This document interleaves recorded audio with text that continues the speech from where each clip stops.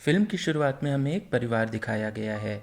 इस परिवार का नाम कॉलिंस फैमिली था, जिसमें परिवार के 3 सदस्य शामिल थे, जो कि बानबस नाम का एक छोटा बच्चा और उसके माता पिता हैं। ये धनवान और खुशहाल परिवार था, क्योंकि बानबास का पिता मछली पकड़ने का व्यापार करता था। फलस्वरूप उसे मुनाफा होता था और वो कंपनी प्रसिद्ध थी। वो जहाँ रहते थे उस महल का नाम कॉलिनवुड था। समय बीतने के साथ बानबास युवा हो गया है और उसके महल में काम करने वाली एंजेलिक नाम की लड़की के साथ रिलेशन में था। एंजेलिक बानबास से कहती है, मुझे शादी के लिए प्रपोज करो। इस पर बानबास उत्तर देता है, मैं तुमसे शादी नहीं करना चाहता। दरअसल बानबास की दिलचस्पी किसी और में थी और वो उस लड़की से शादी करना चाहता था। इस बात से एंजेलिक निराश हो जाती है और वो बानबास से बदला लेना चाहती थी। इसलिए वो जादू टोने के ज़रिए बानबास के माता पिता को मरवा देती है और वो बानबास को श्राप भी देती है कि तुम्हारी प्रेमिका का अंत हो जाएगा। इसलिए एंजेलिक उस लड़की को हिप्नोटाइज कर देती है, जिसके बाद वो लड़की खुद को मार लेती है। निराश होकर बानबास भी खुद को मार लेता है, लेकिन एंजेलिक बानबास की मृत्यु से पहले वहाँ पहुँच जाती है और वो बानबास को एक शैतानी पिशाच यानी कि वैम्पायर होने का श्राप दे देती है। परिणाम स्वरूप बानबास की आत्मा अमर हो जाती है। फिर एंजेलिक वहाँ के लोगों को इकट्ठा करती है और वो घोषणा करती है कि बानबास एक पिशाच है, इसलिए वो उसे मिट्टी के टीले के नीचे दबा देती है। इस घटना को अब 200 वर्ष का समय बीत चुका है, जहाँ एक लड़की सामने आती है जो कि नौकरी की तलाश में उसी महल कॉलिनवुड में जा रही थी, और उस लड़की का नाम है विक्टोरिया। जैसे ही वो कॉलिनवुड में प्रवेश करती है, वो बताती है, मैं यहाँ नौकरी के लिए आई हूँ, और वो बानबास की लटकी हुई फ़ोटो को देखकर पूछती है कि वो कौन है। अचानक उस महल की मालकिन वहाँ आ जाती है। उसका नाम एलिजाबेथ है और वो महल के बारे में सारी जानकारी विक्टोरिया को बताती है। वो विक्टोरिया से कहती है कि मैं तुम्हें अपने भतीजे की देखभाल के लिए नियुक्त कर रही हूँ। विक्टोरिया उस बच्चे की माँ के बारे में पूछती है, जो एलिजाबेथ की बहन थी। एलिजाबेथ बताती है कि उसकी माँ समुंदर में डूबकर मर गई थी। फिर एलिजाबेथ विक्टोरिया का परिचय अपने बेटे से कराती है और विक्टोरिया डाइनिंग टेबल पर उस बच्चे के पिता से मिलती है। उसी समय एलिजाबेथ की दोस्त वहां पहुंचती है, जो कि एक मनोचिकित्सक थी, यानी कि एक साइकियाट्रिस्ट। वही बच्चा खुद को कपड़े के टुकड़े से ढककर विक्टोरिया को डराने आता है। एलिजाबेथ उस बच्चे से कहती है, वो अब आपकी नई गवर्नेस है। वो बच्चा कहता है, मेरी माँ अभी मरी नहीं है। इस मामले में विक्टोरिया उस बच्चे का समर्थन करती है, जिससे उस बच्चे के चेहरे पर मुस्कान बिखर जाती है। बाद में विक्टोरिया अपने कमरे में चले जाती है, जहाँ कोई उसे डराने के लिए कपड़े के टुकड़े से ढका हुआ दिखाई देता है। वो कपड़े के टुकड़े को उठाती है, जिसके अंदर एक लड़की की आत्मा होती है। ये विक्टोरिया को बताती है कि वो आ रहा है। विक्टोरिया को कुछ समझ नहीं आता और विक्टोरिया उस भूत का पीछा करती है। इसके बाद देखा गया कि कुछ लोग कंस्ट्रक्शन का काम कर रहे थे, जहां खुदाई करते समय उन्हें कब्र में एक ताबूत मिलता है। उस ताबूत को खोलते ही बानबास मुक्त हो जाता है। वो उन पर एक एक करके हमला करता है। फिर वो उनका खून चूसते हुए उन्हें मार डालता है। फिर वो एक आदमी से पूछता है, बताओ, क्या कॉलिन का परिवार का कोई जीवित सदस्य है? वो आदमी बताता है, हाँ, कॉलिन के परिवार में अब 4 सदस्य बचे हैं। बानबास उसे सम्मोहित करके अपना गुलाम बना लेता है। परिणाम स्वरूप बानबास को पता चलता है कि 200 वर्ष भी बीत चुके हैं। फिर बानबास अपने महल कॉलिनवुड पर आ जाता है। वहां जाकर उसका सामना एलिजाबेथ की बेटी और उसके भतीजे से होता है। वो बच्चा एलिजाबेथ की बेटी से कहता है, देखो, वो पेंटिंग वाला इंसान अभी भी यहीं है। फिर वो दोनों एक दूसरे को अपना परिचय देते हैं। बानबास उन्हें बताता है, कॉलिन्स परिवार मेरा वंशज है। तभी वहाँ एलिजाबेथ पहुँचती है, जहाँ बानबास उसे अपनी पूरी कहानी बताता है। इसके साथ ही वो ये भी बताता है कि मैं एक पिशाच हूँ और क्योंकि मैं अमर हूँ इसीलिए अब तक जिंदा हूँ। वो महल के खजाने और गुप्त रास्ते के भी खुलासा करता है। वो एलिजाबेथ से वादा करता है कि मेरे शापित अस्तित्व के कारण तुम्हारे परिवार को कोई नुकसान नहीं होगा। खजाना देखने के बाद एलिजाबेथ कहती है कि हमने आज तक इस खजाने के बारे में पता नहीं था। बानबास अनुरोध करता है कि मैं यहाँ रहते हुए तुम्हारे परिवार का सदस्य बनना चाहता हूँ।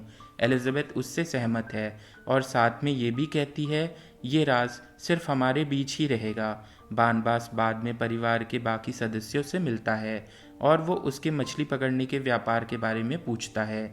एलिजाबेथ बताती है मछली पकड़ने का व्यापार लगभग खत्म होने वाला है, जिसका कारण एंजेलिक है। उसने सभी मछुआरों को खरीद लिया है। इस पर बानबास कहता है तुम्हें इसकी चिंता करने की कोई ज़रूरत नहीं है, अब मैं वापस आ गया हूँ, मैं सब कुछ ठीक कर दूंगा। इसी बीच विक्टोरिया वहाँ आती है और बानबास अपनी इच्छा के अनुसार उसे एक नाम देता है। इसके बाद एंजेलिक को दिखाया गया है जिसका मछली पकड़ने का व्यापार सफलतापूर्वक चल रहा था। एंजेलिक को पता चलता है कि जंगल में कुछ आकस्मिक हत्याएं हुई हैं। फिर एंजेलिक स्वयं निरीक्षण करने के लिए वहां पहुंचती है। वहां जाकर वो जानती है कि बानबास अपनी कब्र से मुक्त हो गया था। वो ये बात समझ जाती है कि बानबास उसके महल कॉलिन वुड्स में गया होगा, तो एंजेलिक भी कॉलिन वुड्स जाती है। वहां पहुंचकर वो एलिजाबेथ से बानबास के बारे में पूछती है। बाद में एंजेलिक का सामना बानबास से होता है। वो एक दूसरे से मिलकर अपनी पुरानी यादें ताज़ा करते हैं। बानबास ने उससे कहा तुमने मेरे साथ बहुत गलत किया, मेरी प्रेमिका को मार डाला और मुझे श्राप देकर पिशाच बना दिया।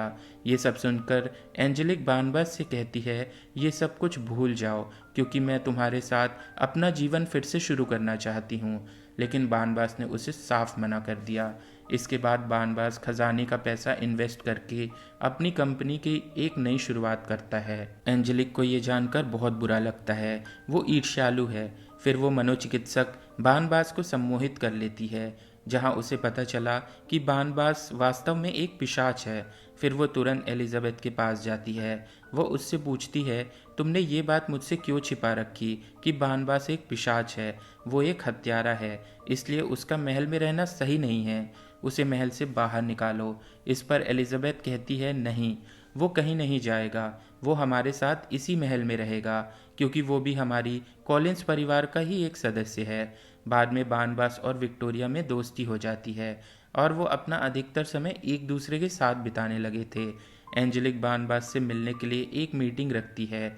फिर बानबास उससे मिलने उसके ऑफिस जाता है। एंजेलिक उससे कहती है अपनी कंपनी मुझे बेच दो, लेकिन बानबास ने खुले तौर पर इसे इनकार कर दिया और वो एंजेलिक से कहता है मेरे बिजनेस को बर्बाद करने के पीछे तुम ही हो।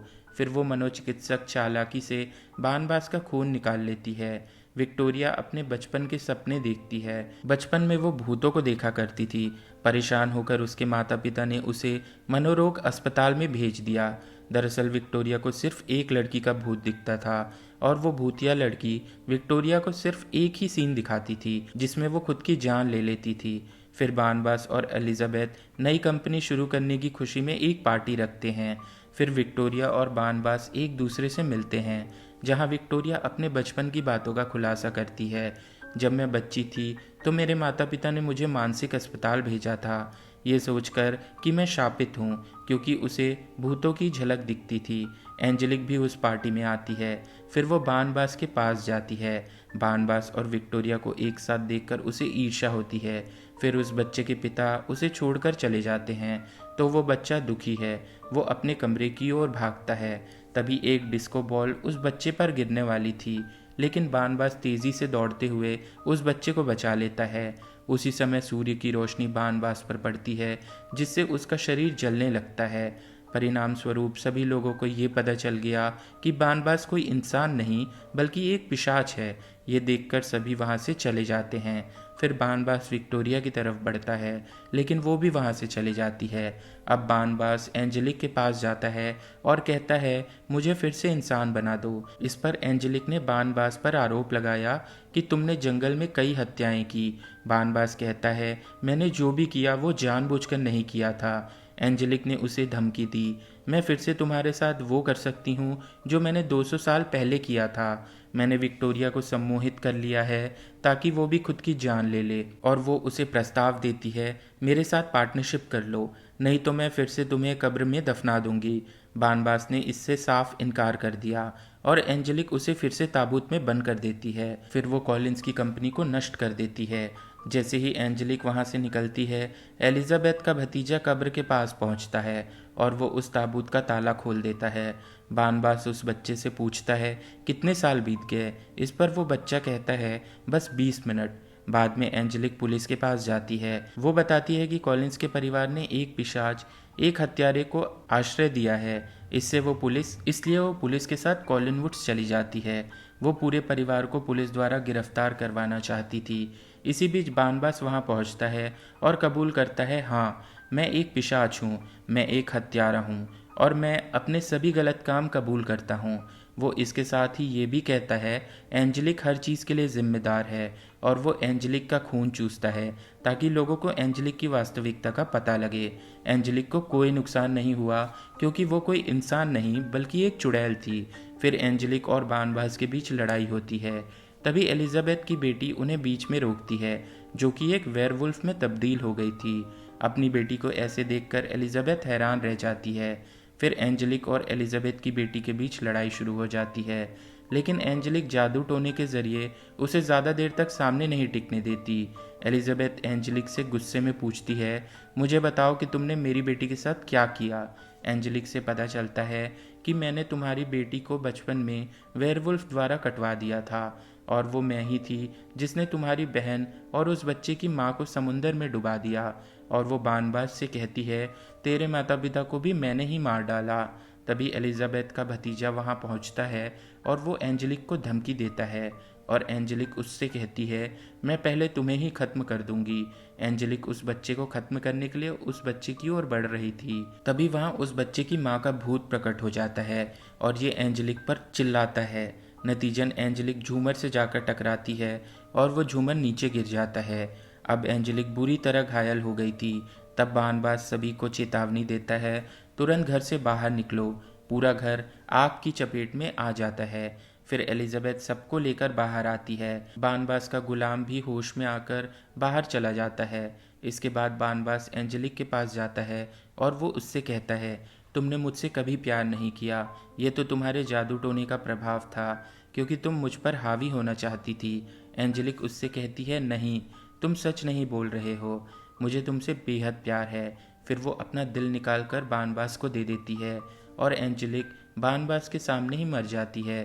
बाद में बानबास विक्टोरिया की तलाश में घर से बाहर निकलता है, जो एंजेलिक से सम्मोहित होकर अपनी जान देने के लिए चट्टान पर जा रही थी। विक्टोरिया कूदने ही वाली होती है, तभी बानबास वहां पहुंचकर उसे ऐसा करने से रोकता है। विक्टोरिया उससे कहती है, हम कभी एक नहीं हो सकते, तुमने मुझे जीवन भर के लिए खो दिया है क्योंकि तुम एक पिशाच हो। तुम अंधकार में रहते हो और मैं प्रकाश में रहती हूँ। बानबास कहता है, हम किसी तरह इसका हल निकाल लेंगे। ये सुनकर विक्टोरिया कहती है, रास्ता तो बस एक ही है। इतना कहकर वो चट्टान से छलांग लगा देती है। बानबास भी उसके साथ कूद पड़ता है, लेकिन उनके ज़मीन पर गिरने से पहले बानबास उसे काट लेता है। ज़मीन पर गिरने के बाद बानबास सोचता है कि विक्टोरिया अब नहीं रही। इस बीच विक्टोरिया अपनी आँख खोलती है और एक पिशाच में बदल जाती है। वो बानबास से कहती है, मुझे विक्टोरिया मत कहो, मुझे अपने दिए गए नाम से बुलाओ। आज मैं भी तुम्हारी तरह पिशाच बन गई हूँ। फिर वो हमेशा के लिए एक दूसरे के हो जाते हैं और फिल्म भी इस सीन पर पूरी होती है।